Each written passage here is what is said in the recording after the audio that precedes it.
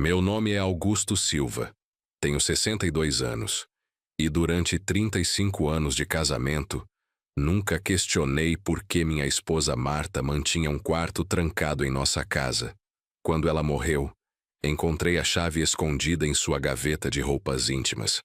Abri aquela porta e descobri um segredo que mudaria minha vida para sempre.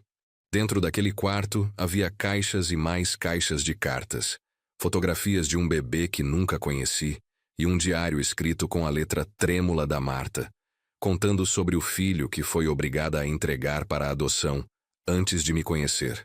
O que vi naquele quarto me partiu o coração de formas que nem a morte dela havia conseguido. Mas antes de continuarmos, confira se você já está inscrito no canal e escreva nos comentários de onde você está assistindo este vídeo. Amanhã começou como todas as outras nos últimos meses. Acordei às 6 horas, preparei café e levei até o quarto onde Marta passava a maior parte do tempo. O câncer de pâncreas havia roubado dela a força, mas não a determinação de manter aquele quarto trancado até o fim. "Bom dia, meu amor", disse, colocando a xícara na mesinha ao lado da cama. Ela abriu os olhos devagar e, mesmo com toda a dor visível no rosto, sorriu para mim. "Augusto." Sua voz saiu fraca. "Preciso te contar algo importante." Sentei na beirada da cama, segurando sua mão magra. Os médicos haviam sido claros na última consulta. Não era questão de meses, eram semanas, talvez dias. "O que foi, Marta?" Ela olhou para a porta fechada do quarto ao fundo do corredor. Aquele quarto que sempre ficava trancado, que ela dizia ser apenas depósito de coisas velhas. Durante todos esses anos, respeitei sua privacidade, mesmo quando a curiosidade me consumia. "Naquele quarto tem algo que preciso que você veja, quando eu não estiver mais aqui." Suas lágrimas começaram a cair. "Perdoe-me por ter guardado esse segredo por tanto tempo." "Marta, o que está naquele quarto?" Perguntei com o coração acelerado. "Prometa que vai abrir." Ela apertou minha mão com a pouca força que tinha. "Prometa que vai entender." "Prometo", respondi sem saber no que estava me metendo. Ela fechou os olhos, aliviada. Naquela tarde, Marta entrou em coma. 3 dias depois, morreu dormindo, com minha mão segurando a dela até o último suspiro. O funeral foi pequeno. Não tínhamos filhos, e a maior parte de nossa família já havia partido. Meus sobrinhos compareceram. Alguns vizinhos, colegas do hospital onde Marta trabalhou como enfermeira por 40 anos. Todos diziam as mesmas palavras vazias de conforto que nunca consolam ninguém. Voltei para casa vazia. Nossa casa de 3 quartos em Santo André, no ABC Paulista, parecia enorme demais para um homem sozinho. Durante uma semana, evitei olhar para aquela porta trancada. Mas a promessa que fiz para Marta me assombrava todas as noites. Foi num domingo chuvoso que finalmente tomei coragem. Abri a gaveta de roupas íntimas da Marta, procurando entre as peças dobradas. No fundo, enrolada num lenço de seda que reconheci como presente de casamento da mãe dela, estava uma chave antiga de bronze. Segurei aquela chave por longos minutos. Minha mão tremia. Parte de mim não queria saber o que havia naquele quarto.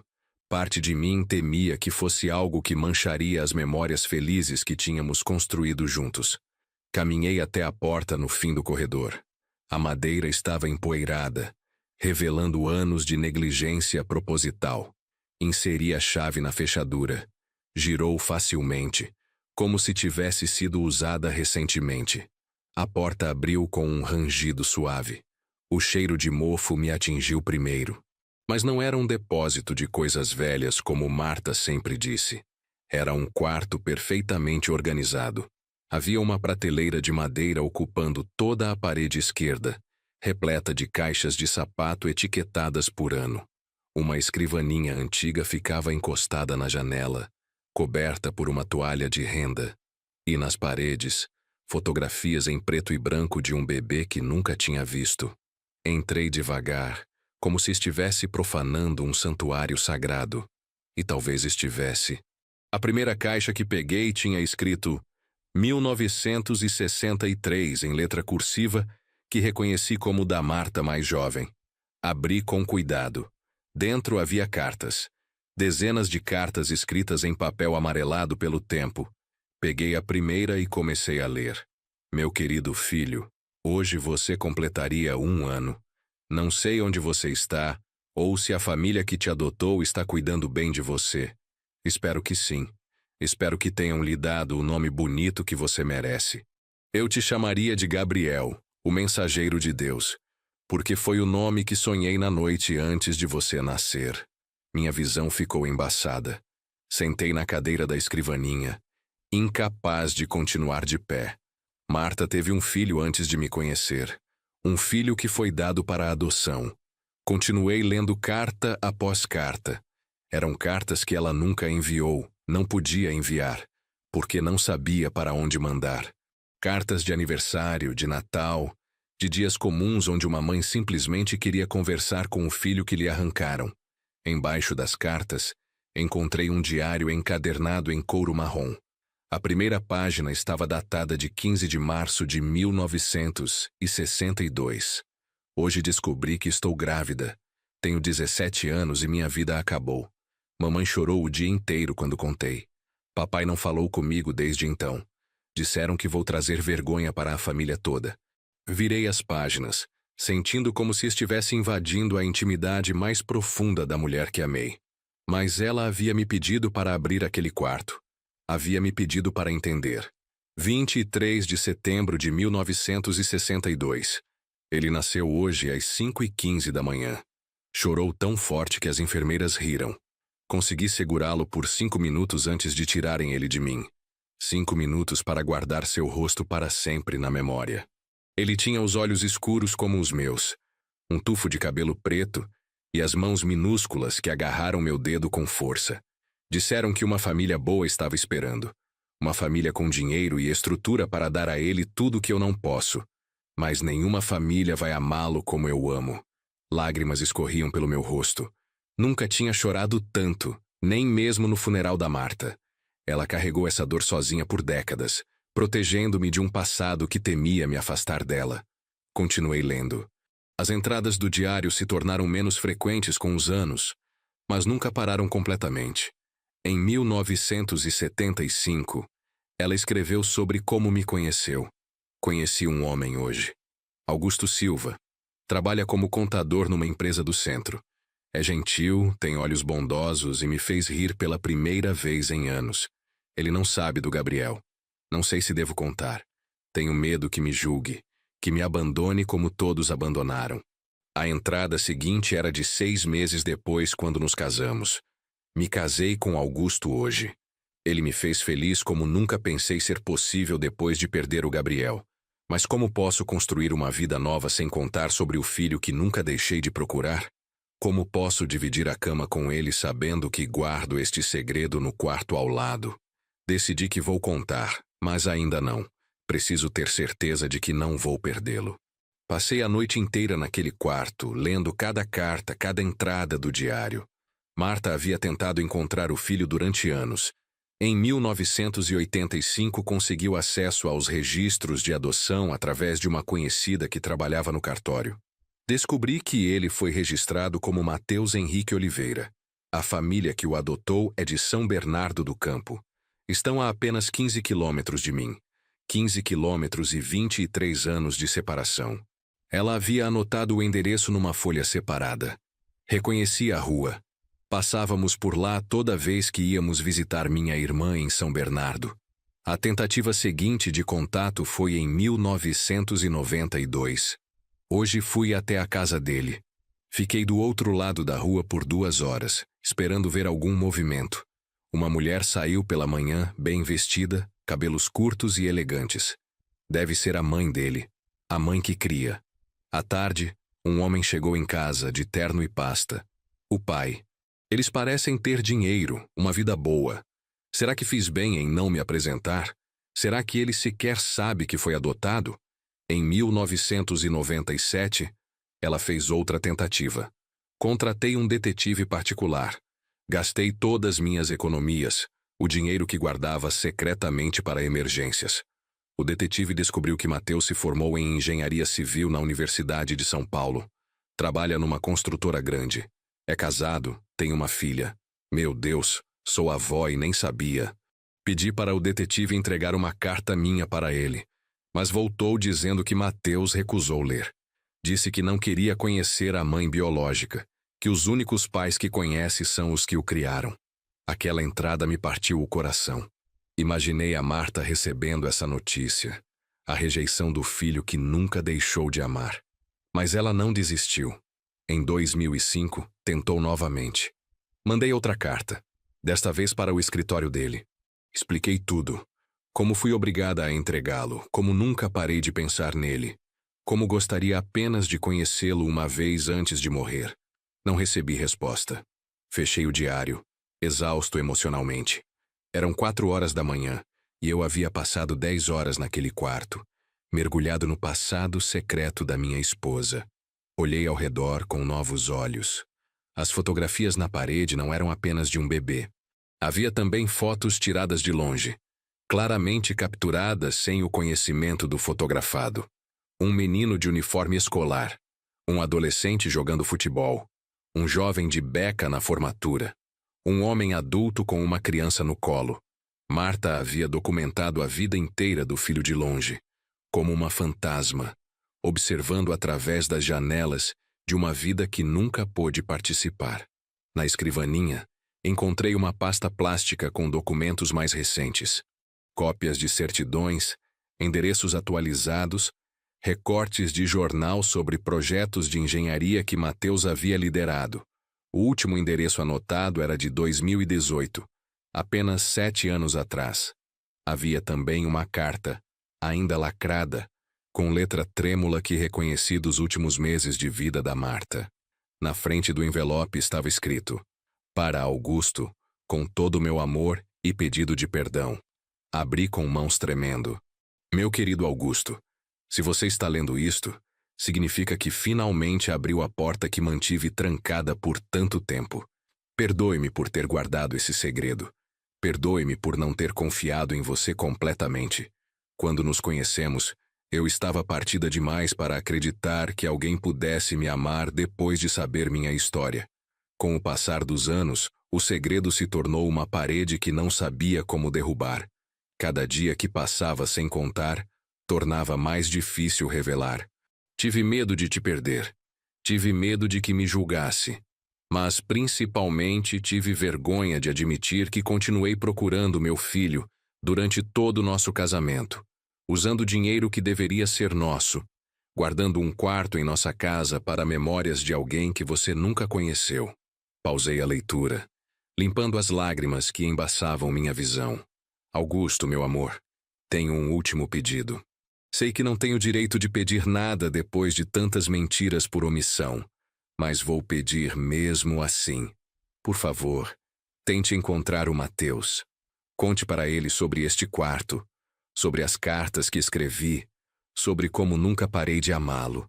Ele me rejeitou 2 vezes e entendo seus motivos. Imagine descobrir que sua mãe verdadeira te abandonou.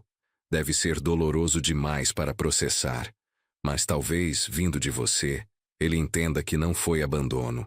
Foi uma menina de 17 anos sem escolhas, numa época em que mães solteiras eram expulsas de casa, em que bebês nascidos fora do casamento eram considerados vergonha da família. Terminei minha vida sem realizar o sonho de abraçar meu filho uma vez. Mas você ainda pode fazer isso por mim. Pode mostrar a ele que foi amado desde o primeiro dia, que nunca saiu dos meus pensamentos. Se ele recusar conhecer sobre mim, respeite sua decisão. Mas, por favor, pelo menos tente. Com todo o meu amor eterno, Marta. Dobrei a carta cuidadosamente e a coloquei contra meu peito. Marta não estava mais aqui para pedir perdão pessoalmente, mas eu podia cumprir seu último desejo.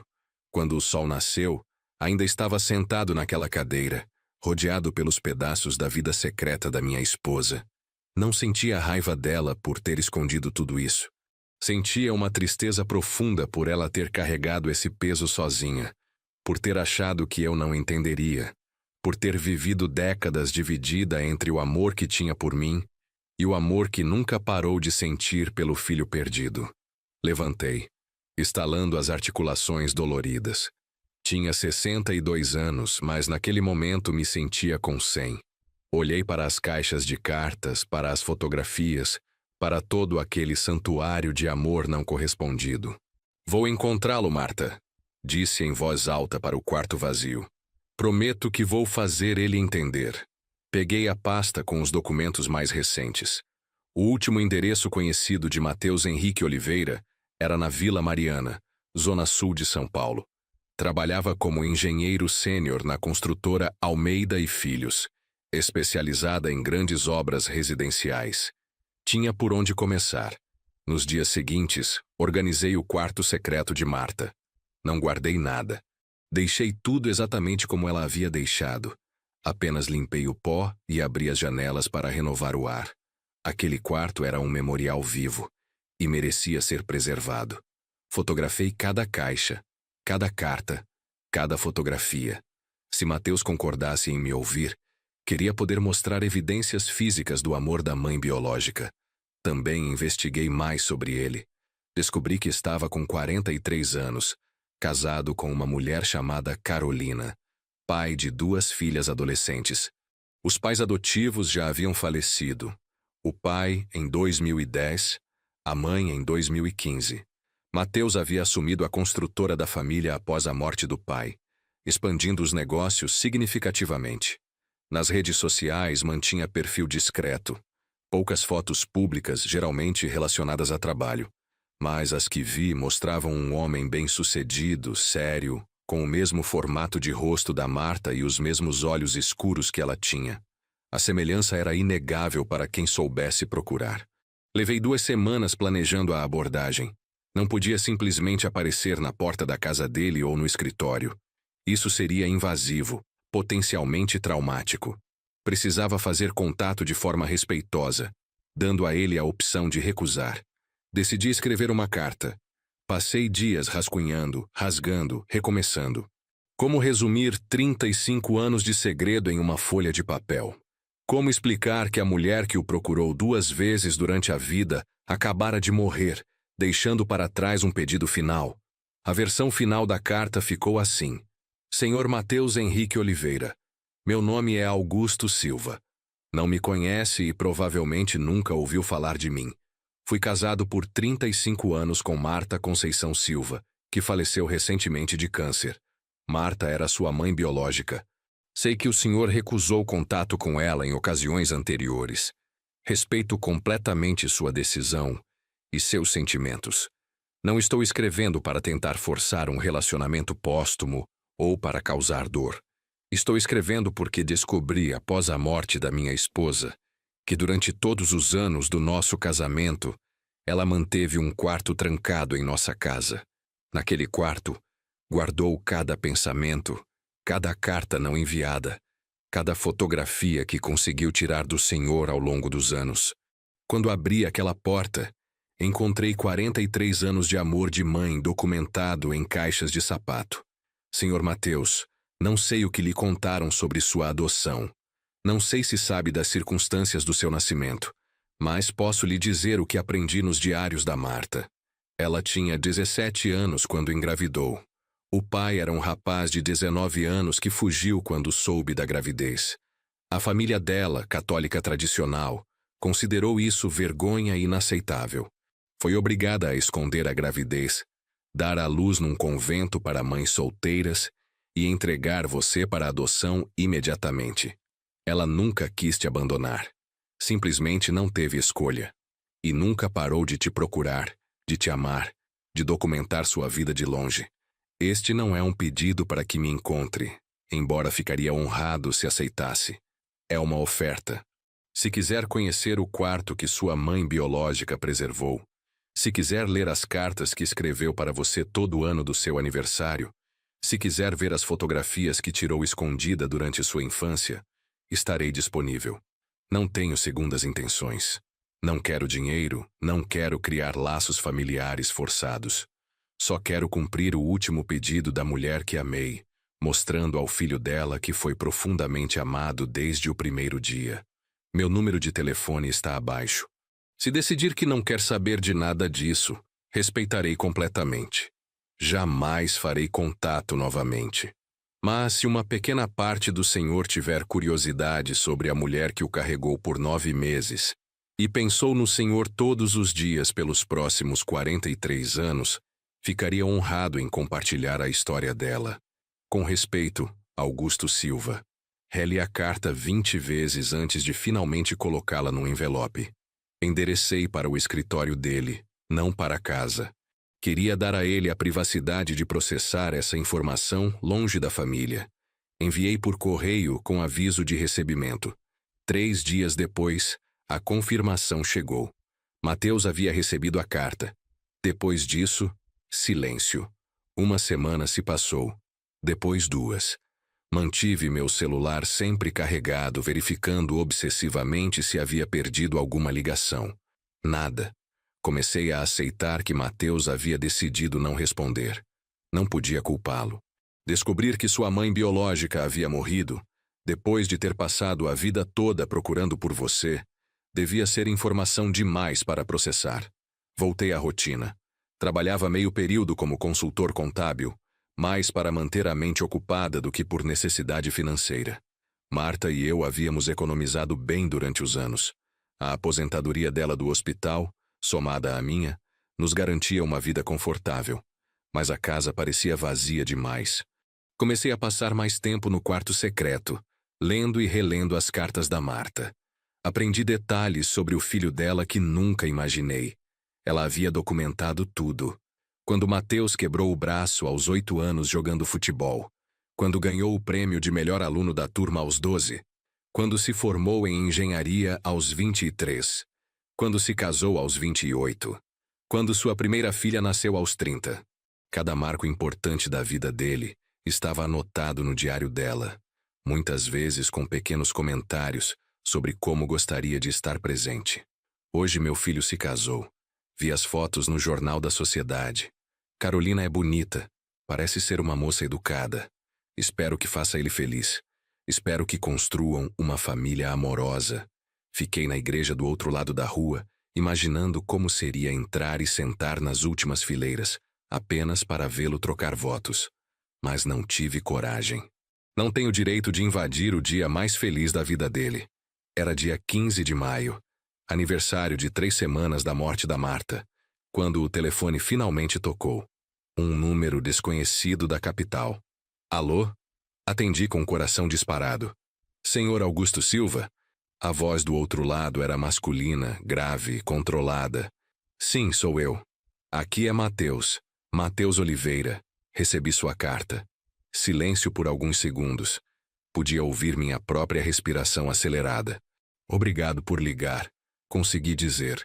Sei que deve ter sido difícil. Foi.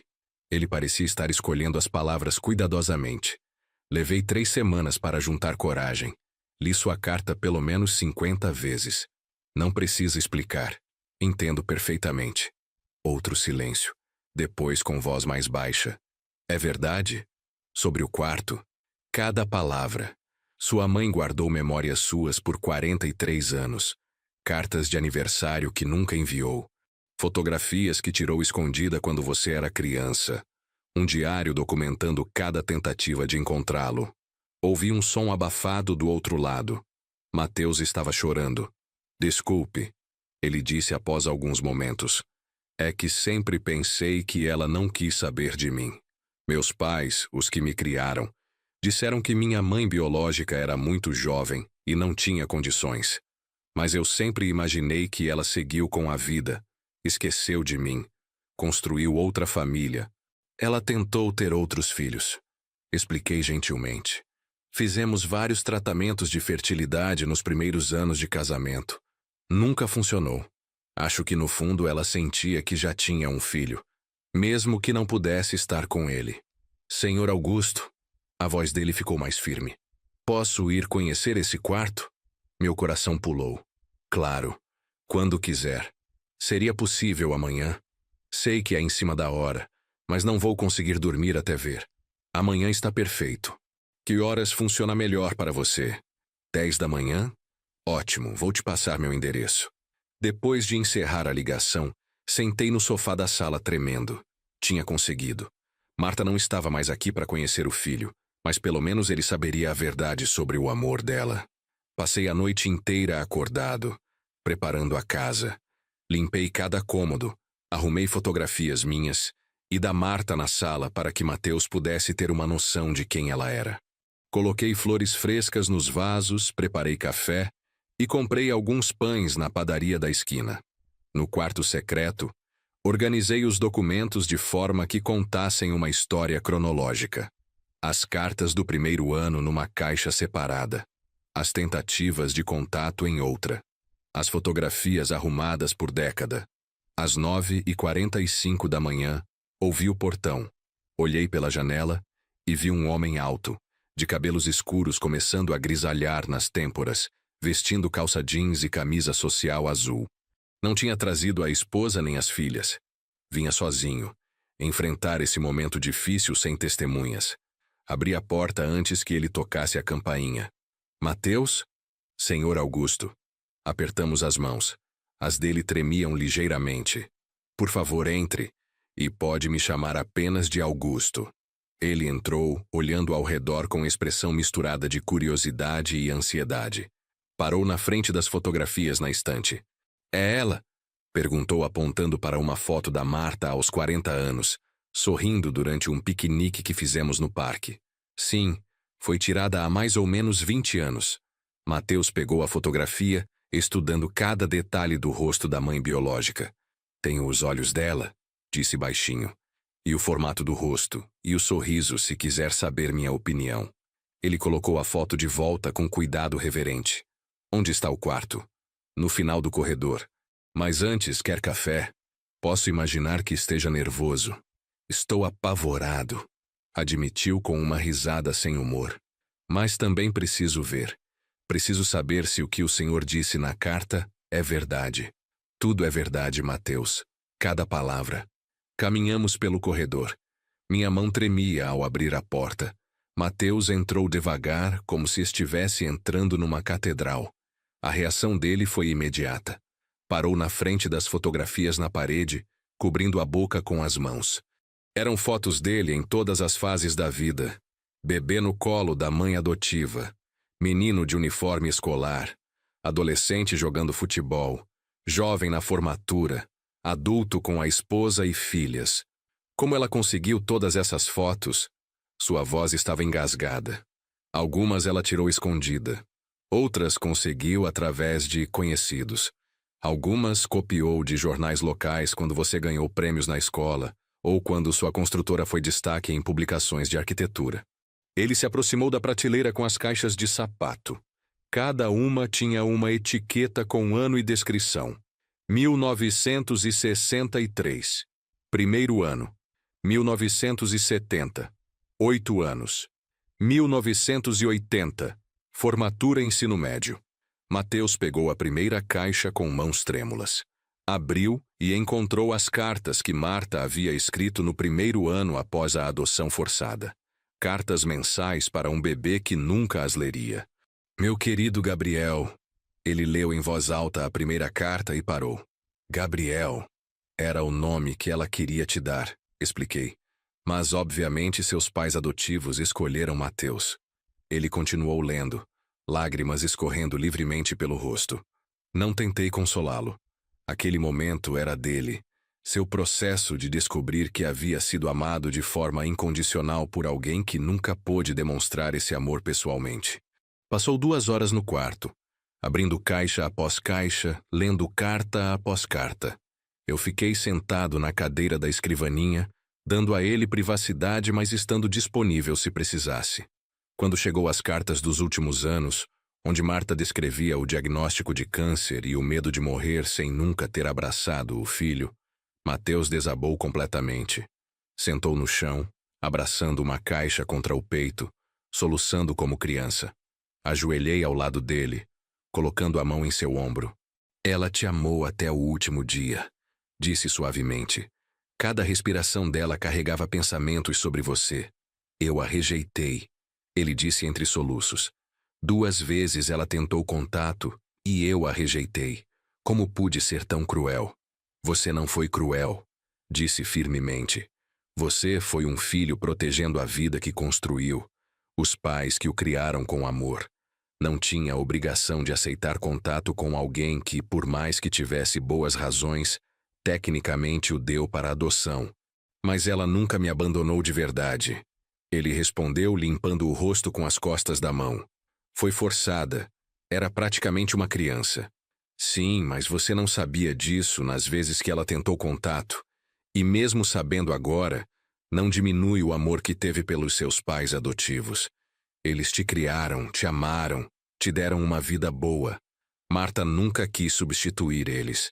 Só queria que você soubesse que existia mais amor esperando se algum dia quisesse conhecer. Mateus respirou fundo, tentando se recompor. Abriu mais uma caixa, desta vez encontrando as tentativas documentadas de reaproximação. Cartas devolvidas, números de telefone desatualizados, endereços antigos. Ela me procurou em 1997.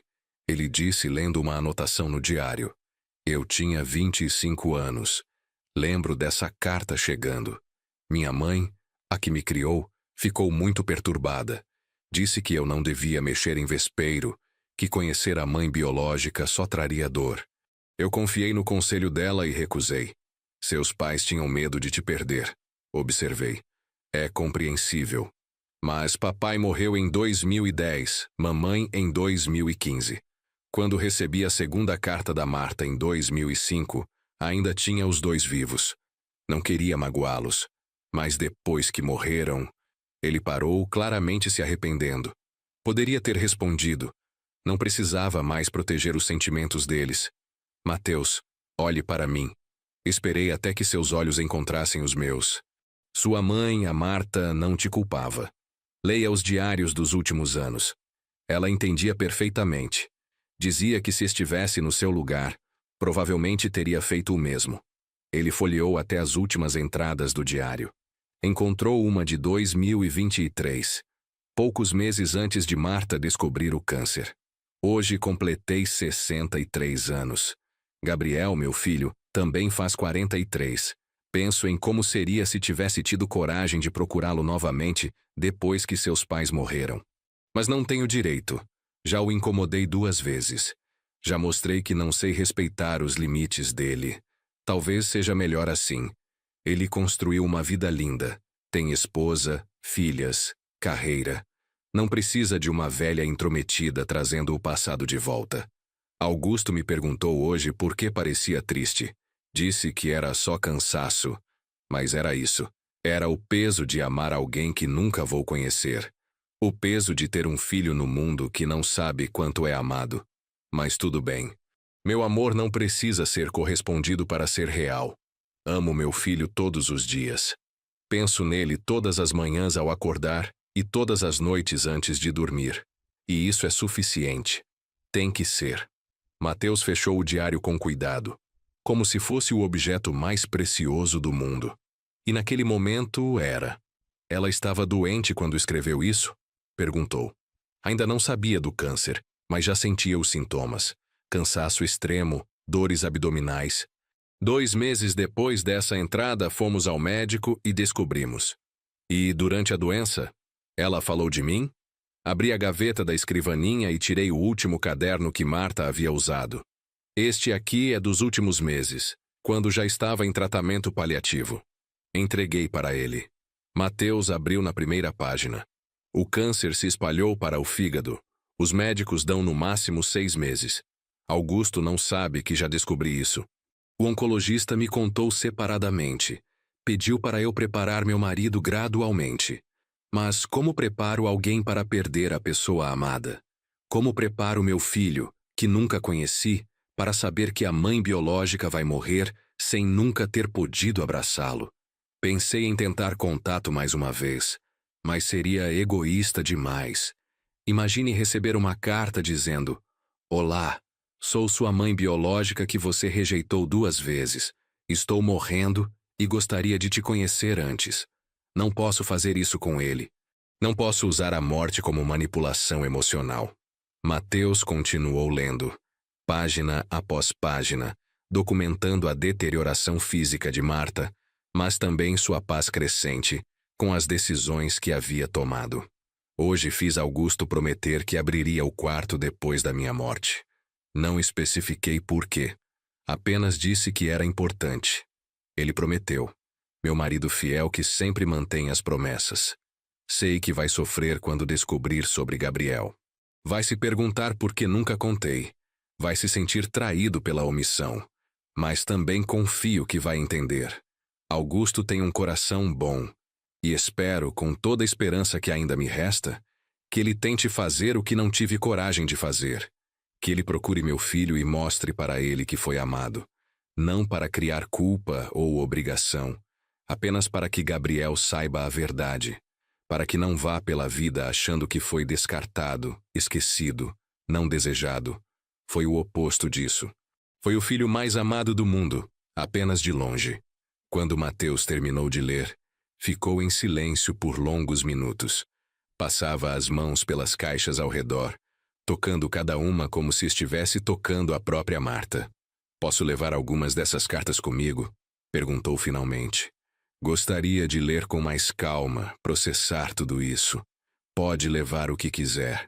Tudo aqui pertence mais a você do que a mim." "Não." Ele balançou a cabeça. "Pertence aos dois. O senhor foi o marido dela por 35 anos. Também tem direito a essas memórias." "Que tal fazermos assim?" sugeri. "Você leva as cartas e o diário para ler em casa. Quando terminar, devolve e leva outras caixas. Pode vir aqui quantas vezes quiser. Este quarto vai permanecer exatamente como sua mãe deixou." Mateus assentiu. Escolheu 3 caixas, as dos primeiros 3 anos após seu nascimento. "Vou começar do começo", disse. "Quero entender a jornada dela desde o início." Ajudei-o a levar as caixas até o carro. Antes de ir embora, ele se virou para mim. "Augusto, posso fazer uma pergunta pessoal?" "Claro." "O senhor está com raiva dela? Por ter guardado esse segredo por tanto tempo?" Pensei na resposta por um momento. No começo, quando descobri, senti uma pontada de mágoa sim. Perguntei-me por que não confiou em mim. Mas depois de ler tudo, de entender o contexto, a dor que ela carregou sozinha, não estou com raiva.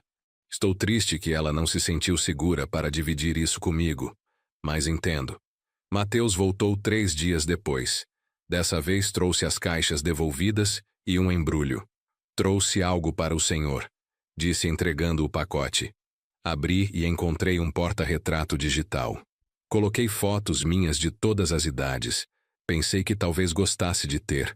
Afinal, de certa forma, também sou seu enteado. Aquele gesto me tocou profundamente. "Obrigado, Mateus. Vou valorizar muito." Passamos a tarde no quarto secreto novamente. Dessa vez, Mateus fazia perguntas sobre Marta. Como era o temperamento dela?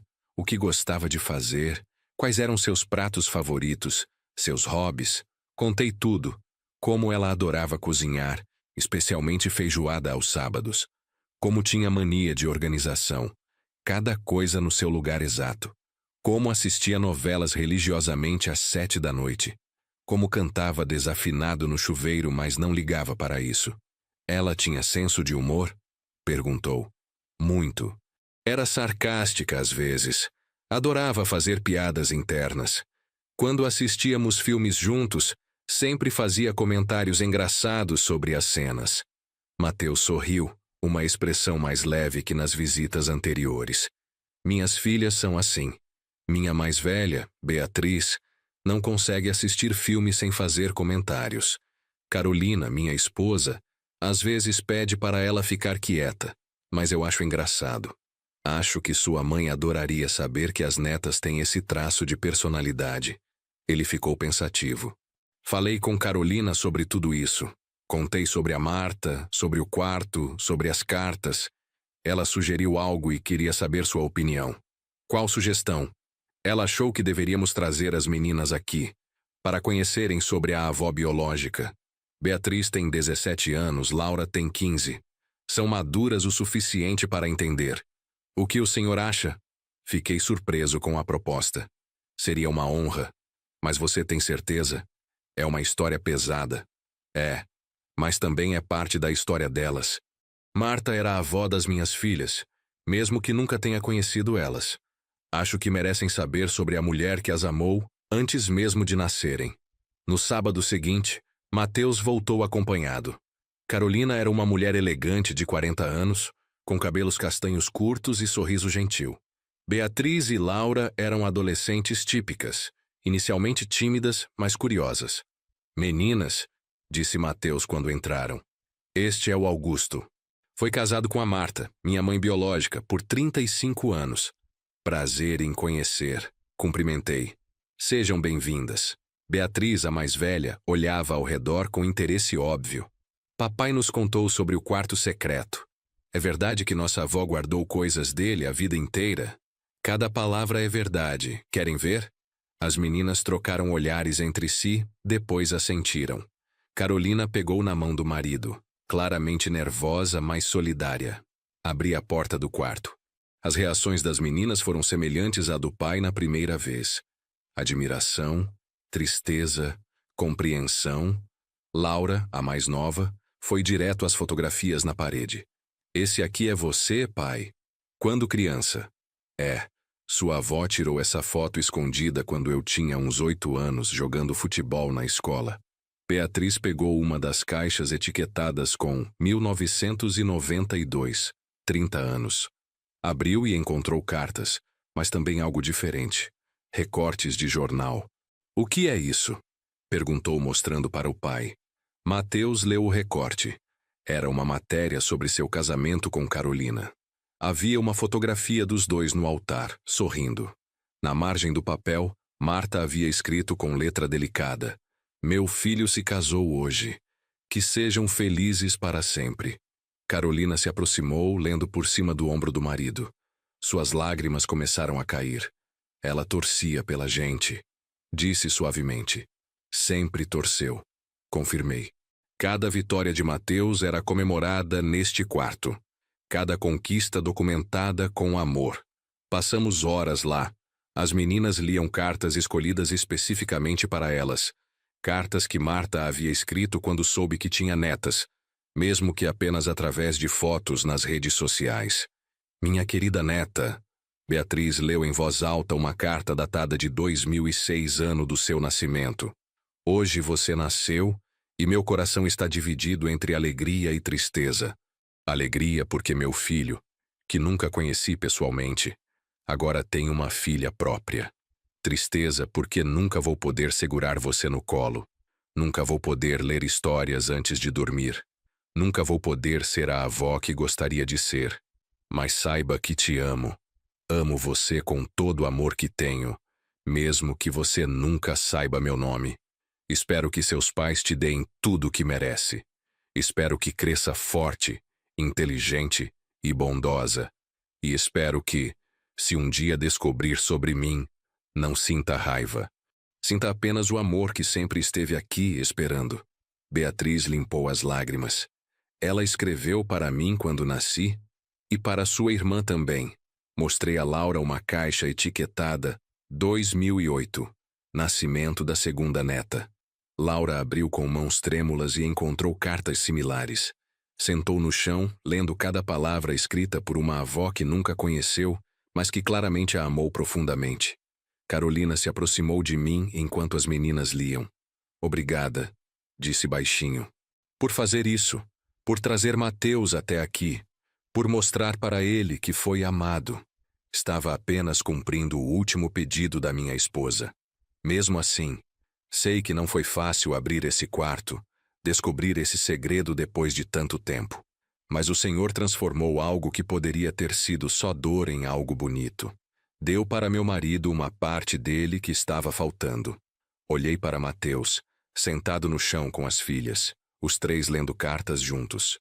Ele apontava para fotografias antigas, explicava contextos, ria e chorava ao mesmo tempo.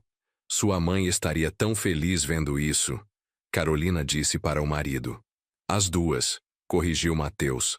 Mamãe Helena, que me criou, sempre disse que se um dia eu quisesse procurar minha mãe biológica, ela a apoiaria.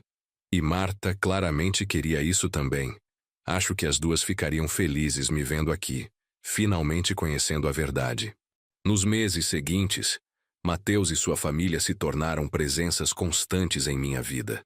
Vinham para jantar aos domingos, às vezes apenas para conversar, outras vezes para passar horas no quarto secreto descobrindo novas camadas da história de Marta. Beatriz, que estava no último ano do ensino médio, decidiu fazer seu trabalho de conclusão sobre adoção forçada no Brasil durante as décadas de 60 e 70. Usou a história da avó como estudo de caso, obviamente com permissão e mantendo a privacidade da família. É importante que as pessoas saibam. Ela explicou quando apresentou o projeto. Quantas mulheres foram obrigadas a entregar seus filhos porque a sociedade as julgava? Quantas famílias foram separadas não por escolha, mas por pressão social? Laura, mais artística, começou a fazer aquarelas baseadas nas fotografias do quarto. Pintou o bebê Mateus no colo da mãe adotiva, baseada na foto que Marta havia conseguido. Pintou a escrivaninha coberta de cartas. Pintou as caixas de sapato etiquetadas com amor. Quero que a história da vovó Marta seja lembrada, disse mostrando suas pinturas. Mesmo que ela não possa estar aqui, seu amor merece ser celebrado. Carolina, que trabalhava como psicóloga, ficou particularmente interessada no aspecto emocional da história. O trauma que Marta carregou por décadas, comentou durante um jantar, é mais comum do que as pessoas imaginam. Conheço várias mulheres na minha prática clínica que entregaram filhos para adoção nas décadas passadas e nunca se recuperaram emocionalmente. Ela carregou isso sozinha a vida inteira, observei. Mesmo casada comigo, mesmo tendo uma vida relativamente feliz, sempre havia essa dor escondida. Não sozinha, corrigiu Mateus. Ela tinha o quarto, tinha as cartas, tinha uma forma de processar o amor que sentia. Não é ideal, claro. Terapia teria ajudado muito, mas ela encontrou uma maneira de sobreviver à dor. Foi Beatriz quem encontrou a última caixa escondida, no fundo do armário do quarto secreto. Estava empoeirada, sem etiqueta, como se Marta tivesse guardado e esquecido. Augusto, tem mais uma caixa aqui. Ela chamou durante uma das visitas dominicais. Abri com curiosidade. Dentro havia documentos que nunca tinha visto. Cartas trocadas entre Marta e a mãe dela, Dona Conceição, nos anos seguintes ao nascimento de Mateus. A primeira carta era devastadora. Mamãe, por favor, me diga onde está meu filho. Já se passou 1 ano. Preciso saber se está bem, se a família é boa, se está sendo amado. Não aguento mais essa dor. Todas as noites sonho com ele chorando, me chamando, e acordo sem poder fazer nada. Por favor, mamãe. Só preciso saber que está bem. A resposta de Dona Conceição era fria. Marta, você precisa esquecer essa história. O menino foi para uma família boa, com dinheiro e educação. Está melhor do que jamais estaria com você. Parei de chorar por essa vergonha. Você também deve parar. Seu pai só voltou a falar comigo quando prometi que nunca mais tocaríamos nesse assunto. Respeite nosso sacrifício. Mateus leu as cartas com expressão sombria. Meus avós biológicos me trataram como vergonha. Era a mentalidade da época, expliquei. Não estou defendendo, mas contextualizando. Famílias católicas tradicionais em 1962 consideravam gravidez fora do casamento como desonra irreparável. Mesmo assim, ele insistiu. Era uma menina de 17 anos que precisava de apoio, não de rejeição. Continuamos lendo. As cartas seguintes mostravam a tentativa de Marta de manter relacionamento com a mãe enquanto processava o luto do filho perdido. Mas Dona Conceição consistentemente se recusava a discutir o assunto. Sua insistência em falar sobre o menino está afastando você do seu pai. Ele disse que se continuar com essa atitude, vai te deserdar. Marta, seja sensata. Você tem 19 anos. Vida toda pela frente. Pode se casar, ter outros filhos. Esqueça essa história. A correspondência terminava abruptamente em 1968. A última carta de Marta para a mãe era diferente das outras. Não era súplica, era declaração. Mamãe, conheci um homem, Augusto Silva. Ele me faz feliz de formas que não achei mais possível. Vamos nos casar em 6 meses. Gostaria muito que a senhora e papai estivessem presentes no casamento, mas preciso que saiba. Nunca vou esquecer meu filho. Nunca vou parar de procurar por ele. Nunca vou considerar aquilo vergonha. Foi amor. Foi vida. E se isso significa que vou perder vocês também, então que seja. Já perdi demais tentando agradar todo mundo, menos meu próprio coração. Não havia resposta de Dona Conceição naquela caixa. Seus avós não foram no casamento de vocês? Mateus perguntou. Balancei a cabeça. Não. Marta disse que a família dela era distante, que tínhamos nos afastado por diferenças pessoais. Nunca especificou. Agora entendo por quê. Ela escolheu te proteger da verdade completa, observou Carolina. Podia ter contado que a família a rejeitou, usado isso para ganhar simpatia, mas preferiu manter segredo. Marta sempre foi orgulhosa. Lembrei com um sorriso triste. Não gostava de se colocar como vítima. Beatriz encontrou mais um documento no fundo daquela caixa. Era um recorte de jornal de obituário de 1985. Conceição Rodrigues Silva, 60 anos, faleceu ontem após complicações de diabetes. Deixa o esposo João Silva e a filha Marta Silva. Velório na capela do cemitério municipal. Na margem do recorte, Marta havia escrito: Mamãe morreu sem nunca ter conhecido o neto, sem nunca ter pedido perdão. Fui ao velório, mas não consegui chorar. Só senti vazio. Que tristeza, Laura murmurou. Sua avó morreu sem se reconciliar com a filha. Muitas famílias se destroem por orgulho, disse Mateus, por não conseguirem perdoar, por prenderem-se a julgamentos morais antiquados. Aquela descoberta levou a conversas mais profundas sobre família, perdão e padrões que se repetem através das gerações. Sabe o que é interessante? Carolina comentou durante um jantar. Mateus também teve medo de rejeição quando recebeu sua carta, Augusto. Medo que você estivesse julgando Marta pelo segredo. Medo que fosse pedir dinheiro ou criar problemas. É verdade, Mateus admitiu. Levei 3 semanas para ligar porque tinha certeza que seria algum tipo de armadilha.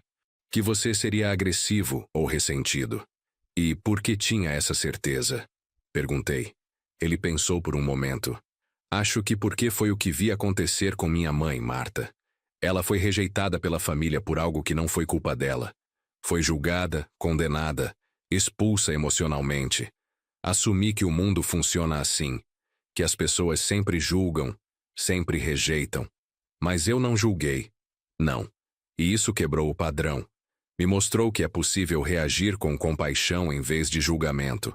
Com entendimento em vez de condenação. Beatriz, sempre a mais filosófica, acrescentou. É por isso que histórias como da vovó Marta são importantes. Mostram como julgamentos sociais destroem famílias. Como o medo da opinião alheia pode ser mais forte que o amor. E também, adicionou Laura, mostram que o amor resiste. Mesmo quando não é correspondido, mesmo quando não pode ser expressado, ele continua existindo. Olhei ao redor da mesa.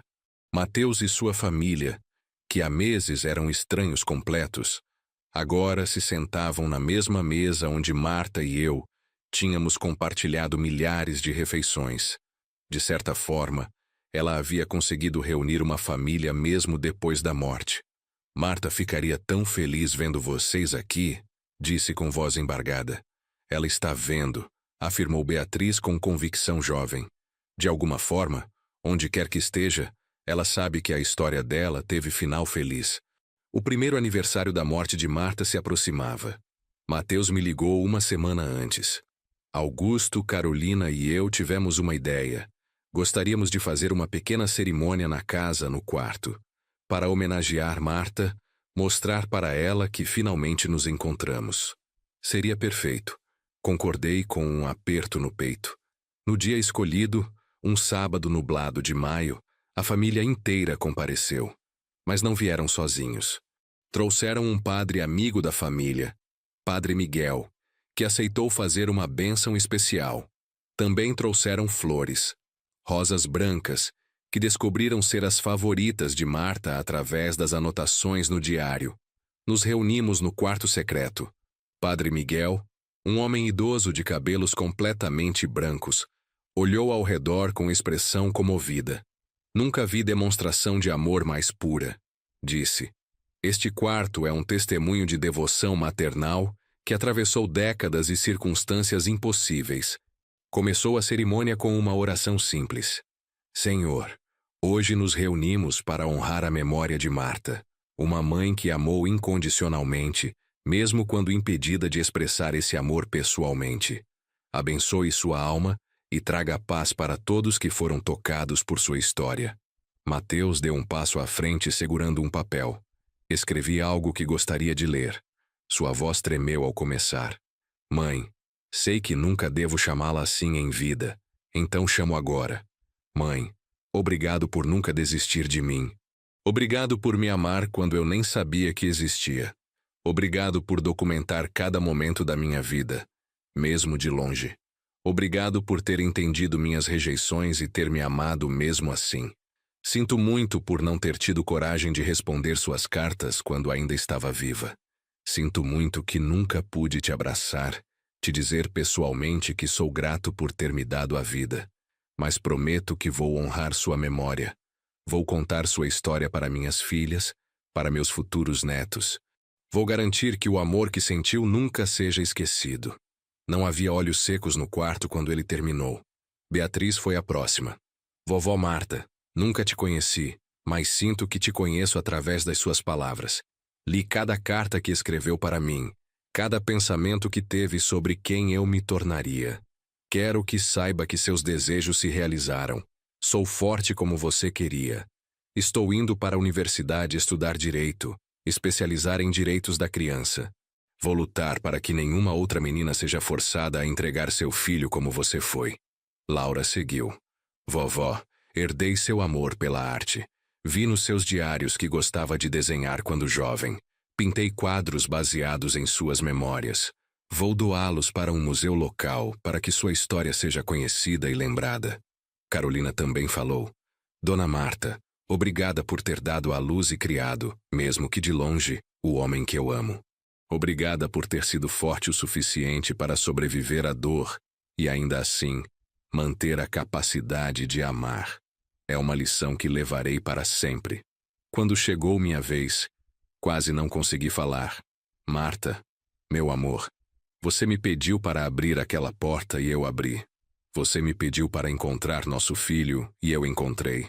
Você me pediu para mostrar a ele que foi amado e eu mostrei. Cumpri todas as suas últimas vontades. E no processo, ganhei uma família que não sabia que tinha. Obrigado por me confiar esse segredo final. Obrigado por ter me amado durante todos esses anos, mesmo carregando esse peso. Espero ter te feito orgulhoso. Padre Miguel concluiu com bênção final. Que a memória de Marta seja sempre uma bênção. Que seu amor continue inspirando aqueles que ouvirem sua história. E que todos nós aprendamos com ela que o amor verdadeiro nunca morre, apenas transforma. Depois da cerimônia, ficamos no quarto conversando, compartilhando memórias antigas e criando novas. Era estranho e bonito ao mesmo tempo. Marta não estava fisicamente presente, mas sua presença preenchia cada canto daquele espaço. 2 semanas após a cerimônia, Mateus me ligou com urgência na voz. Augusto, preciso ir na sua casa. Descobri algo importante. Chegou 1 hora depois, carregando uma pasta de documentos. Lembra que contei sobre o detetive que minha mãe contratou em 1997? Começou assim que entrou. Lembro. O homem que entregou a carta que você recusou ler. Decidi procurá-lo. Queria entender melhor o que minha mãe havia pedido.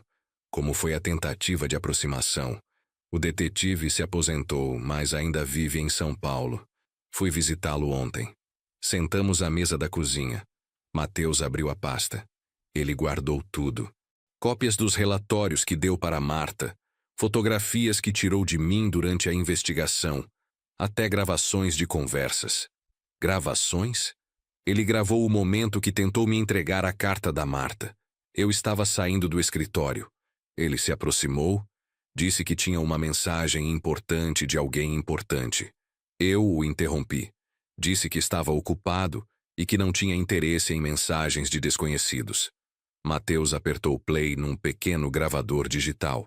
A voz dele mesmo, mais jovem, ecoou pela cozinha. Senhor Oliveira, por favor, é sobre sua mãe biológica. Não tenho mãe biológica, tenho mãe, e ela está em casa me esperando para jantar. Ela pediu apenas que o senhor lesse esta carta. Não precisa responder, apenas ler. Não vou ler, já disse isso antes. Quem quer que tenha me contratado esse detetive, diga para parar. Não quero contato. Mas, senhor, ela está... Não me interessa. Bom dia.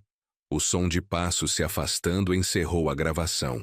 Mateus desligou o aparelho com mãos trêmulas. Ele ia dizer que ela estava doente, murmurou. O detetive ia me contar que minha mãe não tinha muito tempo, mas eu nem deixei ele terminar. Mateus, você não podia saber, mas se tivesse ouvido, se tivesse dado 5 minutos para escutar, talvez tivesse tido tempo de conhecê-la, de dizer que não guardava rancor, de abraçá-la pelo menos uma vez. Levantei e coloquei a mão no seu ombro. Você acha que Marta te culpava por isso? Não sei. Leio os diários dela e vejo compreensão, mas e se no fundo ela morreu ressentida? Tenho algo que precisa ver. Fui até o quarto secreto e voltei com o último caderno do diário. Abri na entrada de 2 meses antes da morte dela. O detetive me ligou hoje. Contou que tentou entregar minha carta para Gabriel, mas ele recusou novamente. Disse que meu filho parecia irritado, apressado, determinado em não ter contato. E sabe de uma coisa? Não culpo ele. Imagine como deve ser confuso, perturbador mesmo, ter alguém do passado insistindo em entrar na sua vida. Ele construiu uma identidade como Mateus, filho dos Oliveira, não como Gabriel, filho da Marta. Tenho que respeitar isso. Tenho que deixá-lo em paz. Meu amor por ele não me dá direito de invadir sua vida. Mateus limpou as lágrimas. Ela realmente entendia. Mais que isso. Ela te amava o suficiente para colocar seu bem-estar acima da própria necessidade dela de te conhecer. 3 meses depois, Beatriz nos convidou para a apresentação do trabalho de conclusão na escola. O auditório estava lotado com pais, professores e alunos. Quando chegou sua vez de apresentar, Beatriz subiu ao palco com confiança que me lembrou Marta. Meu trabalho é sobre adoção forçada no Brasil entre as décadas de 60 e 80, começou. Mas não é apenas sobre estatísticas e leis. É sobre pessoas reais, sobre famílias destruídas por julgamentos morais, sobre mulheres que carregaram a dor da separação por toda a vida. Ela clicou, e uma fotografia de Marta jovem apareceu no telão. Eu havia fornecido de um álbum antigo. Esta é Marta Conceição Silva. Tinha 17 anos quando engravidou em 1962. Foi obrigada pela família a esconder a gravidez e entregar o bebê para a adoção assim que nasceu. Durante os próximos 20 minutos, Beatriz contou a história completa. Obviamente sem usar nomes verdadeiros na apresentação pública, mas todos na família sabíamos de quem estava falando. Ela mostrou dados. Entre 1960 e 1980, estima-se que mais de 50 mil mulheres brasileiras foram forçadas a entregar filhos para adoção. Muitas eram adolescentes. A maioria nunca se recuperou emocionalmente. O que diferencia a história da minha avó, Beatriz continuou, é que ela nunca desistiu. Manteve a esperança por 43 anos. Documentou cada pensamento, cada tentativa de aproximação, cada momento de amor não correspondido. Ela mostrou fotografias do quarto secreto que tínhamos tirado. A plateia ficou em silêncio absoluto. E, finalmente, Beatriz concluiu com voz embargada. Depois de morrer, ela conseguiu o que sempre quis. Meu pai conheceu a verdade. Nossa família descobriu sobre ela. Seu amor não morreu com ela. Transcendeu. A apresentação recebeu aplausos prolongados. Vários professores vieram cumprimentá-la depois. Uma mulher idosa, porém, se aproximou com lágrimas nos olhos. "Posso falar com você?" perguntou para Beatriz. Claro. A mulher olhou ao redor, certificando-se de alguma privacidade. "Meu nome é Rosa, e eu também tive um filho que fui obrigada a entregar. em 1967. Nunca consegui encontrá-lo. Ouvi sua apresentação e pela primeira vez em 58 anos, senti que alguém entendia. O encontro com Rosa foi o primeiro de muitos. A história de Marta, compartilhada através do trabalho de Beatriz, tocou pessoas que eu nunca imaginaria. Rosa se tornou presença constante em nossa casa. Tinha 76 anos, viúva. Havia passado a vida inteira guardando o segredo do filho que entregara para a adoção. Apenas o falecido marido sabia. Quando meu João morreu há 3 anos, pensei que o segredo morreria comigo. Contou durante um café. Mas ouvir sobre a Marta, sobre como ela documentou tudo, sobre como finalmente o filho dela descobriu a verdade, me deu esperança. Ajudamos Rosa a iniciar sua própria busca.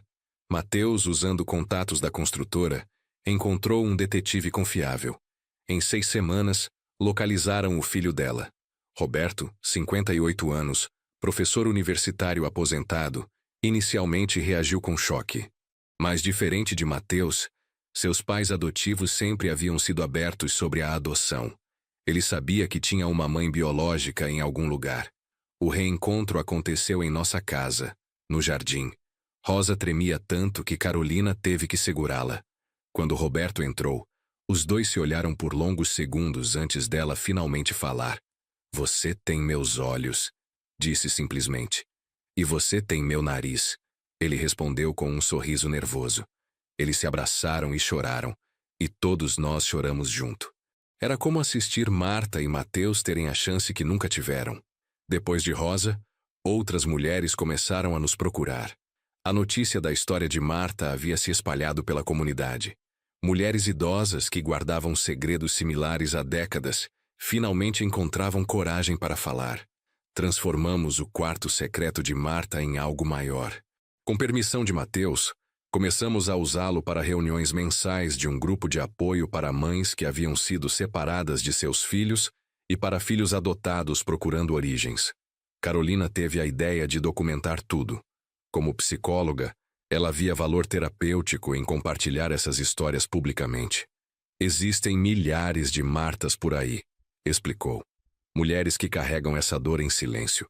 E milhares de Mateus, filhos adotados que se perguntam sobre suas origens. Se contarmos essa história adequadamente, podemos ajudar muita gente." Ela conhecia uma documentarista, Fernanda Ramos, que havia feito trabalho sobre questões sociais. Fernanda se interessou imediatamente. "Esta não é apenas a história de uma mulher", disse Fernanda durante nossa primeira reunião. "É a história de uma geração inteira de mulheres que foram punidas por sua sexualidade, forçadas a abrir mão de seus filhos, e depois esperadas a simplesmente seguir em frente como se nada tivesse acontecido." As filmagens começaram no outono. Fernanda entrevistou a todos nós. Mateus falou sobre descobrir o quarto secreto, sobre a jornada de conhecer a mãe que nunca conheceu pessoalmente. As meninas falaram sobre entender que tinham uma avó que as amou antes mesmo de nascerem. Eu falei sobre os 35 anos de casamento com Marta, sobre amar uma mulher que carregava um segredo imenso, sobre entender finalmente por que às vezes ela ficava distante, olhando pela janela com expressão melancólica. Eu achava que ela estava apenas cansada do trabalho no hospital, admiti para a câmera. Nunca imaginei que estava pensando no filho, se perguntando onde estaria, o que estaria fazendo, se seria feliz. Rosa e Roberto também foram entrevistados, assim como outras 5 mães e 4 filhos que haviam se reconectado através do nosso grupo de apoio. Fernanda filmou o quarto secreto em detalhes. As câmeras capturaram cada caixa etiquetada, cada carta escrita com amor e nunca enviada, cada fotografia tirada de longe. "Este quarto", Fernanda narrou, "é um monumento ao amor maternal. Um testemunho de que o amor não precisa ser correspondido para ser real. Não precisa ser expressado para ser poderoso. Não precisa ser reconhecido para ser transformador. Nem tudo foi positivo." O documentário, quando foi lançado em plataforma de streaming, gerou controvérsia. Algumas pessoas argumentavam que estávamos romantizando o abandono, que Marta, independente das circunstâncias, havia entregado um filho e que isso não devia ser celebrado. Recebemos cartas raivosas, E-mails acusatórios. Comentários nas redes sociais dizendo que estávamos tentando absolver mulheres de suas responsabilidades. Ela não abandonou. Mateus respondeu publicamente num vídeo que gravou. Foi forçada a entregar. A diferença enorme. Ela tinha 17 anos, sem apoio familiar, sem recursos financeiros, vivendo numa época onde mães solteiras eram consideradas vergonha social. Não teve escolha. Mas as críticas continuaram. Um blogueiro particularmente vocal escreveu artigo dizendo que estávamos promovendo irresponsabilidade sexual ao glorificar uma mãe que abandonou o filho. Beatriz, sempre a mais combativa, escreveu resposta detalhada. Minha avó não foi irresponsável. Foi vítima. Vítima de uma sociedade patriarcal que punia mulheres por terem sexualidade. Vítima de uma família que priorizou aparências sobre o bem-estar da própria filha. Vítima de leis e costumes que não davam opções para mães jovens e solteiras. E mesmo sendo vítima, nunca parou de amar seu filho. Isso não é irresponsabilidade, é resiliência. O debate público acabou sendo benéfico. Quanto mais as pessoas discutiam, mais atenção a história recebia. Mais mulheres viam o documentário e se reconheciam nele. A produção recebeu milhares de mensagens. Mães procurando filhos. Filhos procurando mães. Pessoas querendo compartilhar suas próprias histórias de adoção, separação, reencontro. Fernanda criou uma plataforma online onde essas pessoas podiam se conectar. Em 6 meses, havia mais de 3.000 usuários cadastrados. O grupo de apoio que começou na minha sala de estar precisou de espaço maior. A igreja local, onde Padre Miguel celebrava missa, ofereceu um salão. As reuniões mensais passaram a ser semanais.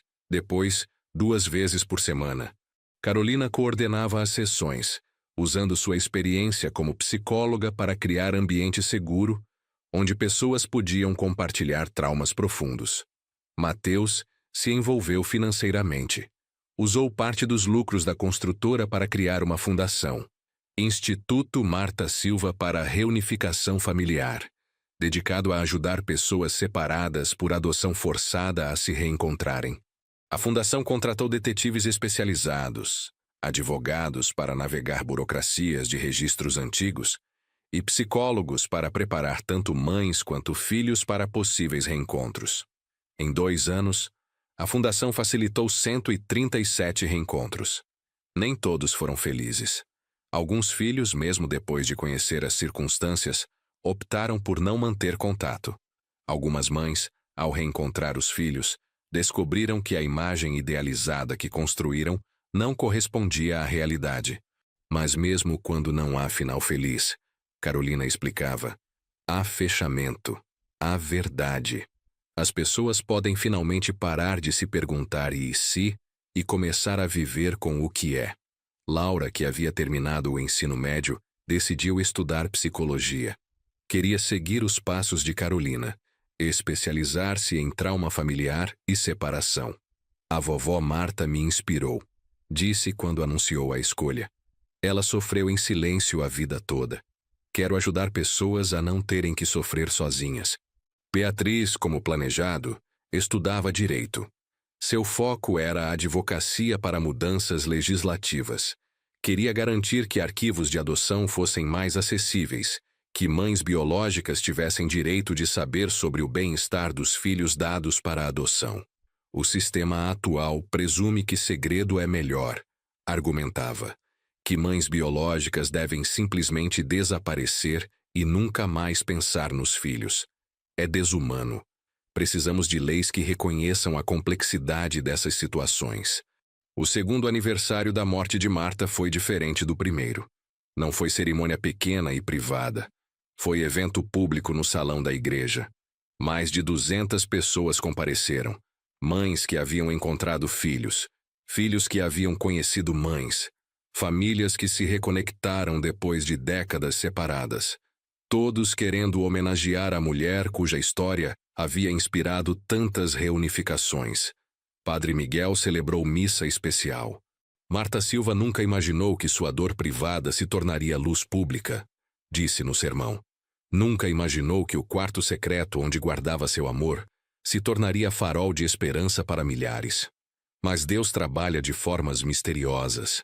Transforma nossa dor em propósito, nossa perda em legado.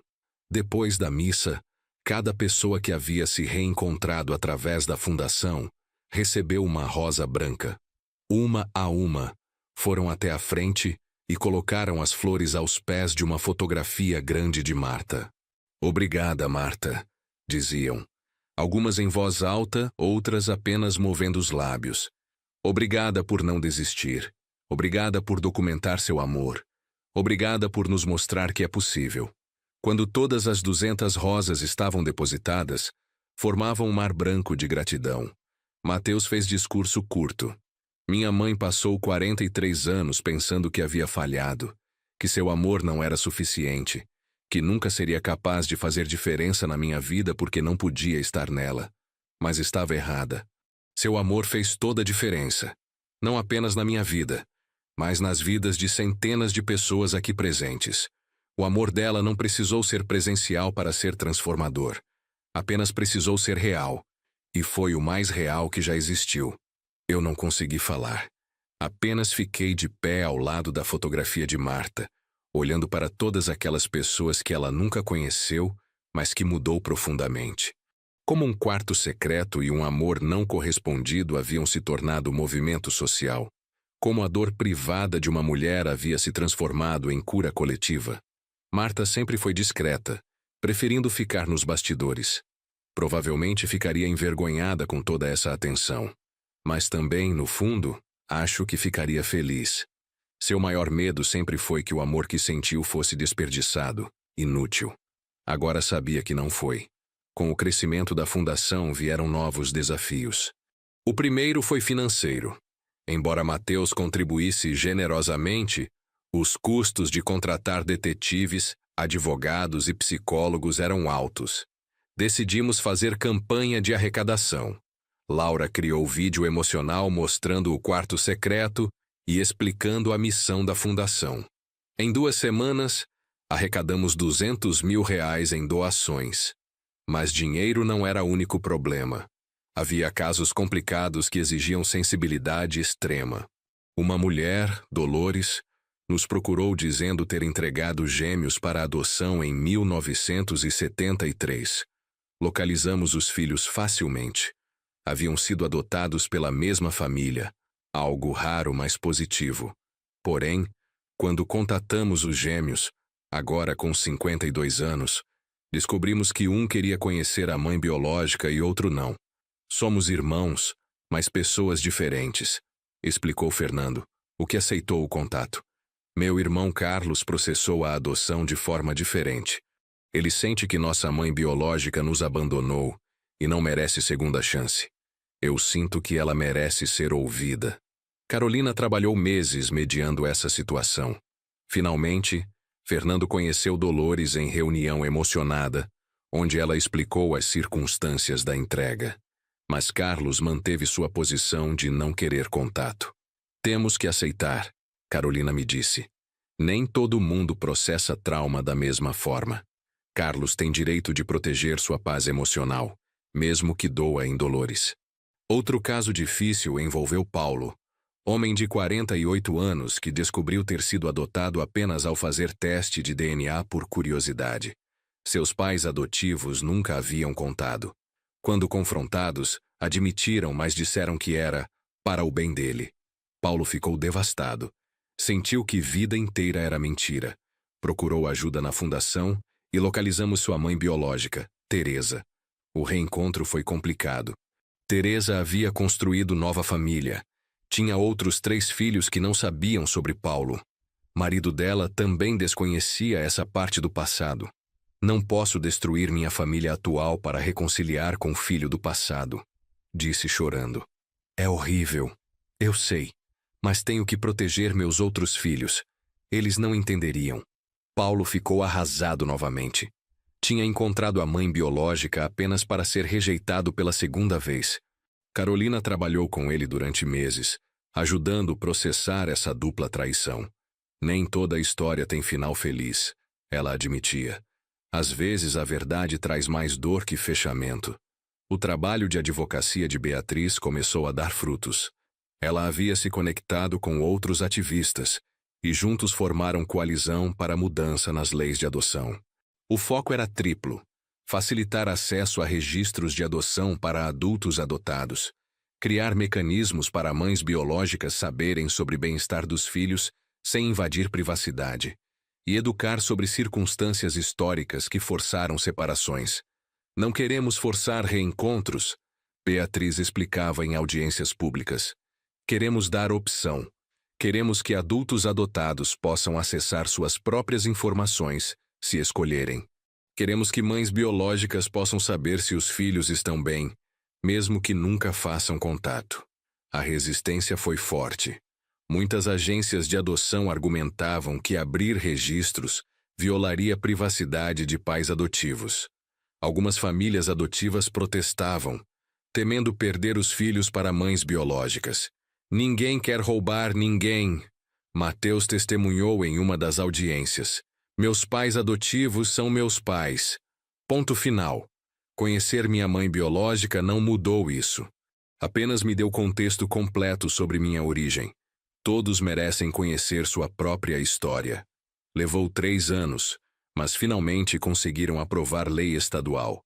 Lei Marta Silva permitia que adultos adotados, ao completarem 18 anos, solicitassem acesso aos próprios registros de adoção, incluindo informações sobre mães biológicas se disponíveis. Não era perfeita. Ainda havia muitas restrições e burocracias, mas era começo. No dia da assinatura da lei, o governador convidou nossa família para a cerimônia. Uma fotografia grande de Marta foi colocada atrás da mesa de assinatura. Esta lei é homenagem a todas as Martas do nosso estado, disse o governador. Mulheres que foram forçadas a entregar filhos, mas nunca pararam de amar. Mulheres cujas histórias foram silenciadas por vergonha social.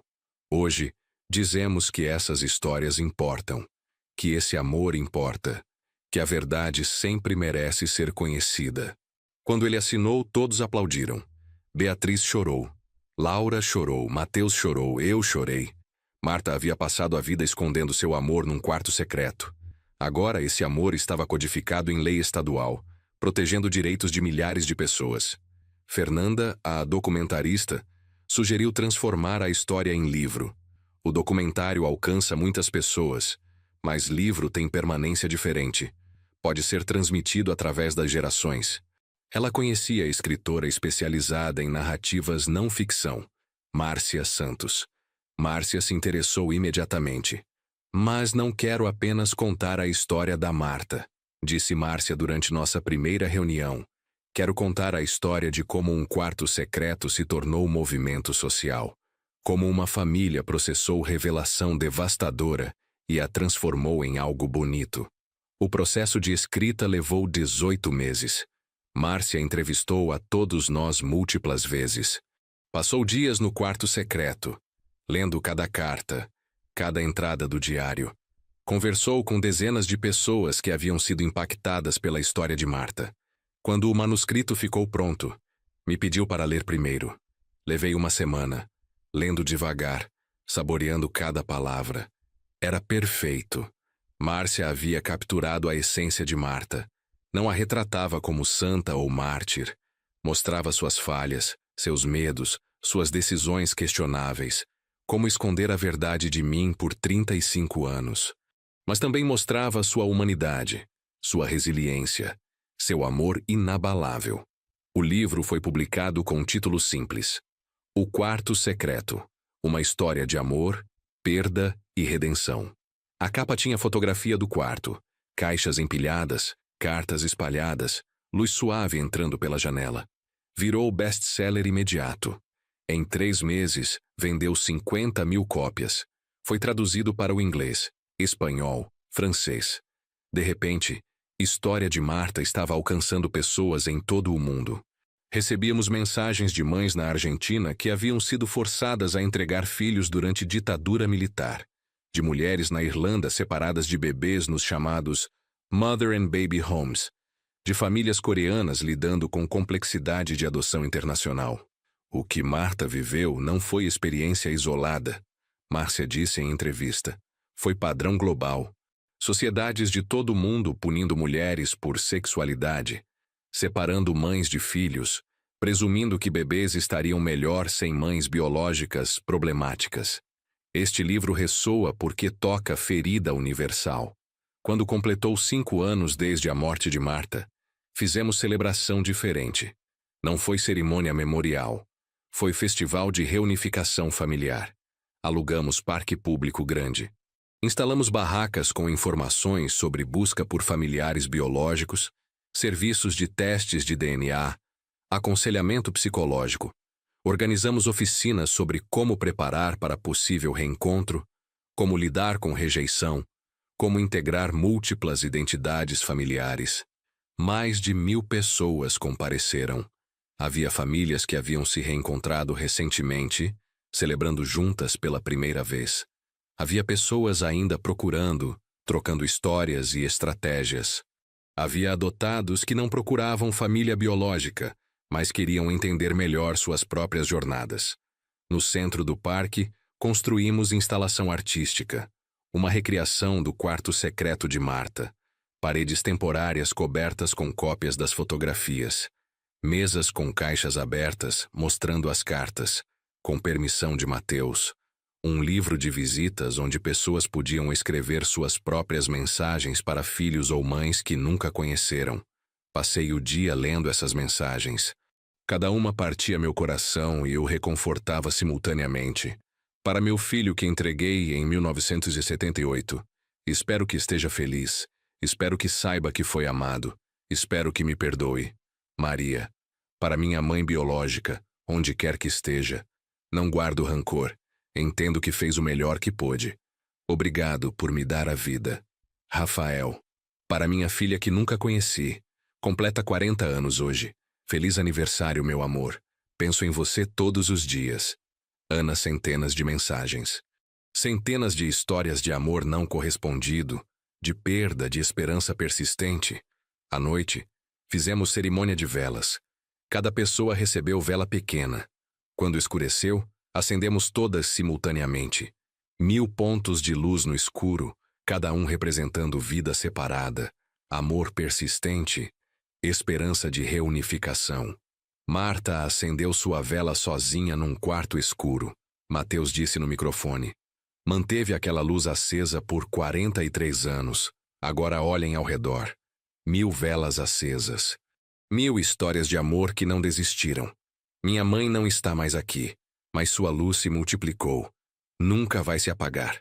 Em meio a todo esse movimento social, percebi que tinha minha própria jornada de cura para fazer. Durante 5 anos, havia me concentrado tanto em honrar a memória de Marta e cumprir seus desejos que não havia realmente processado meu próprio luto. Carolina sugeriu que eu fizesse terapia. Augusto, você perdeu sua esposa. Descobriu que ela guardou segredo enorme por 35 anos. Transformou esse segredo em causa social maravilhosa.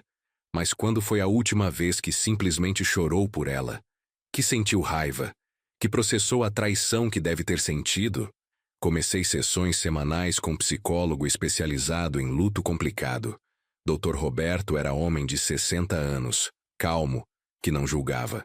Como se sente sobre Marta ter escondido isso de você? Foi uma das primeiras perguntas. Pensei cuidadosamente. Complexo. Entendo por que ela fez. Respeito as razões dela, mas sim a parte de mim que se sente traída. Que se pergunta o que mais ela escondeu. Se realmente me conheceu completamente, se guardou pedaço tão grande de si mesma trancado. Essas dúvidas são válidas. Mas também parei procurando palavras certas. Ela me deu presente final. Ao me pedir para abrir aquele quarto, me deu Mateus. Me deu as meninas. Me deu propósito quando estava afundando em solidão. Sem aquele segredo, sem aquela revelação, eu estaria sozinho numa casa vazia. Em vez disso, tenho família. Tenho missão. Tenho razão para acordar de manhã. Você pode sentir gratidão e raiva simultaneamente, Dr. Roberto observou. Emoções complexas não se cancelam, coexistem. Durante meses trabalhamos através dessas camadas. Chorei pela Marta que perdi. Gritei, no consultório com permissão. Sobre os anos que passamos juntos onde ela estava parcialmente ausente. Parte dela sempre naquele quarto. Ri, lembrando momentos bobos e felizes. Processei-te a complexidade de amar alguém profundamente imperfeito. Ninguém é só uma coisa, concluí eventualmente. Marta não foi só a mãe dedicada que amou o filho perdido. Não foi só a esposa que guardou segredos. Foi as duas coisas. Foi complexa, falha, humana.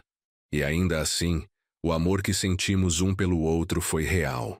No 7º aniversário da morte de Marta, Mateus me procurou com proposta inesperada. Augusto, você já pensou em se mudar? Para onde? Para perto de nós. Carolina e eu estamos procurando casa maior. As meninas vão para a universidade, mas queremos que tenham quartos para voltar. Pensamos em comprar propriedade com casa anexa. Você poderia morar na anexa. Seria ainda independente, mas estaríamos próximos. A ideia me assustou inicialmente. Não quero ser peso. Peso, Mateus riu. Augusto, você é família. Além disso, a fundação precisa de diretor executivo. Alguém com experiência administrativa, que conheça a história íntima da Marta, que tenha credibilidade com as famílias. Você é perfeito. Tenho 71 anos, Mateus. E daí? Está em ótima forma. Tem energia de sobra. E francamente precisa de propósito maior do que ficar sozinho naquela casa, lendo e relendo as mesmas cartas. Ele tinha razão. A casa em Santo André estava cheia demais de memórias e vazia demais de vida. Passei semanas pensando. Carolina adicionou seu argumento. As meninas adorariam ter você por perto. Beatriz está aplicando para mestrado e Laura quer fazer pós-graduação. Ambas voltarão frequentemente. Seria maravilhoso para elas ter o avô próximo. Avô. A palavra me atingiu. Tecnicamente não tinha parentesco sanguíneo com as meninas, mas em todos os sentidos que importavam, éramos família. Deixem-me pensar, pedi. Voltei para casa e pela primeira vez em anos, sentei no quarto secreto não para trabalhar na fundação ou receber visitantes, mas apenas para estar com Marta. O que você acha? Perguntei em voz alta para o quarto vazio. Devo ir? Devo deixar esta casa onde vivemos todos aqueles anos? Obviamente não houve resposta. Mas enquanto olhava ao redor, para as caixas que Marta havia organizado com tanto cuidado, para as fotografias que havia pendurado com tanto amor, entendi algo. Marta não havia ficado presa no passado. Mesmo mantendo este quarto, ela viveu, trabalhou, riu, amou, construiu vida comigo. O quarto era lugar de memória e esperança, não prisão. Eu estava me tornando prisioneiro. Preso na casa, preso nas memórias, preso numa vida que já não existia mais.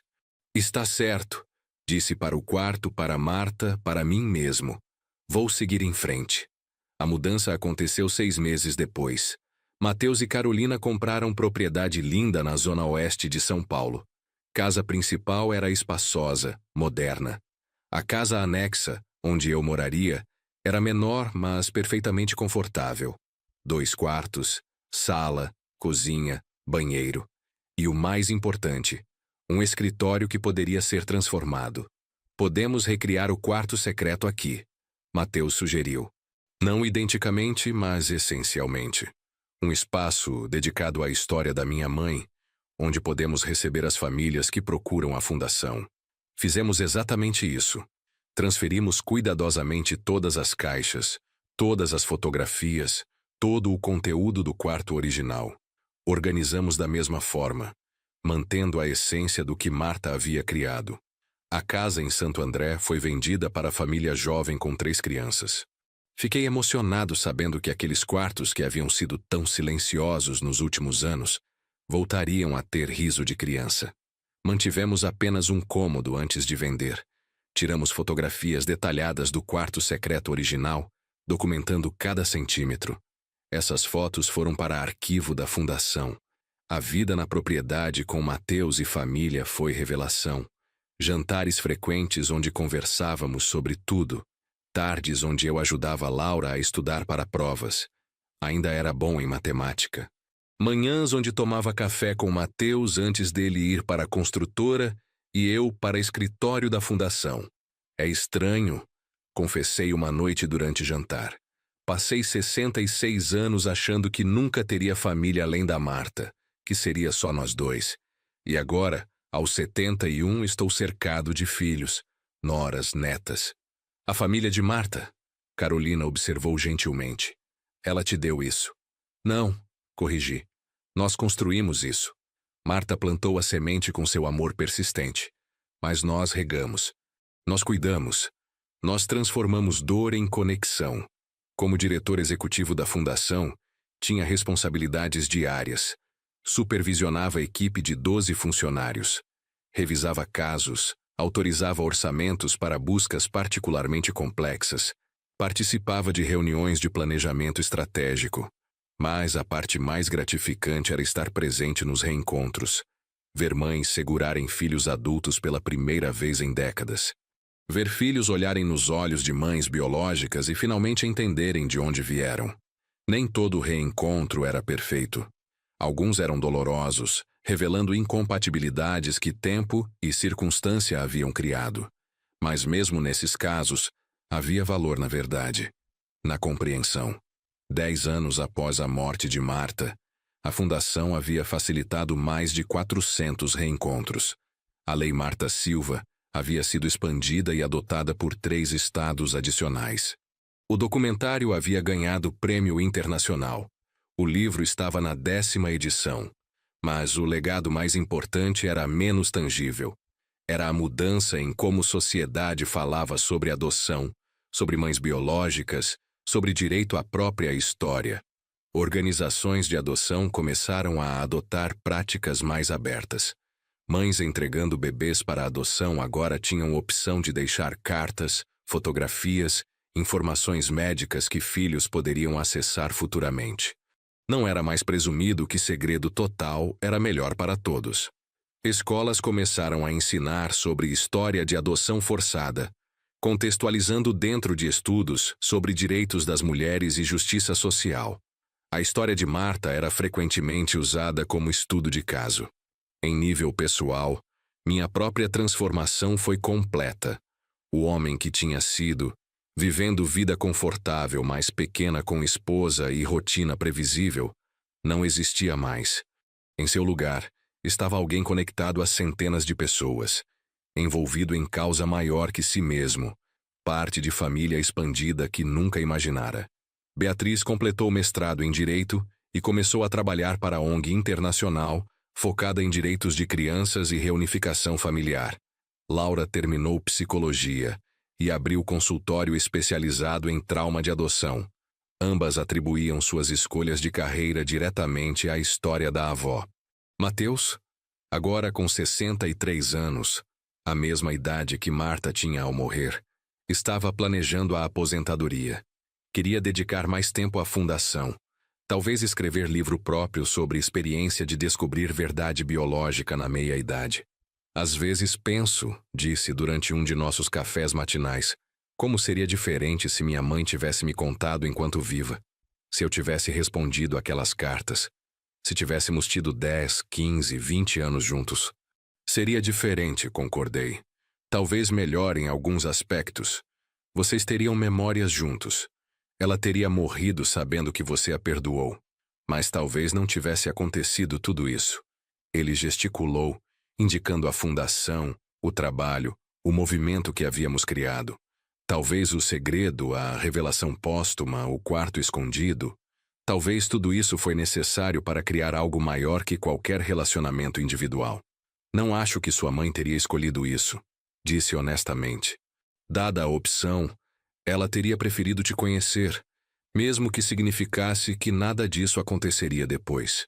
Eu sei, mas já que não tivemos escolha, já que aconteceu dessa forma, pelo menos conseguimos transformar tragédia em algo bonito. Seu amor não foi desperdiçado. Olhei para aquele homem que tecnicamente era meu enteado, mas se tornara filho no coração. Pensei em Marta, sozinha naquele quarto por tantos anos, amando em silêncio, esperando em vão. Ela nunca conseguiu o que mais queria. Nunca abraçou o filho, nunca ouviu ele chamá-la de mãe, nunca teve chance de explicar pessoalmente. Mas seu amor persistente, documentado em cartas e diários, havia criado ondas que continuavam se expandindo. Centenas de famílias reunidas, leis mudadas, consciências transformadas, gerações futuras de mulheres que nunca seriam forçadas a escolher entre filho e dignidade social. Não foi desperdiçado, repeti. Foi o amor mais poderoso que já conheci. Não precisou ser correspondido para mudar o mundo. E naquele momento, 10 anos depois de abrir aquela porta trancada, finalmente entendi completamente o último presente que Marta me deu. Não foi apenas a verdade sobre seu passado. Não foi apenas a família expandida. Foi a lição de que amor verdadeiro nunca se perde.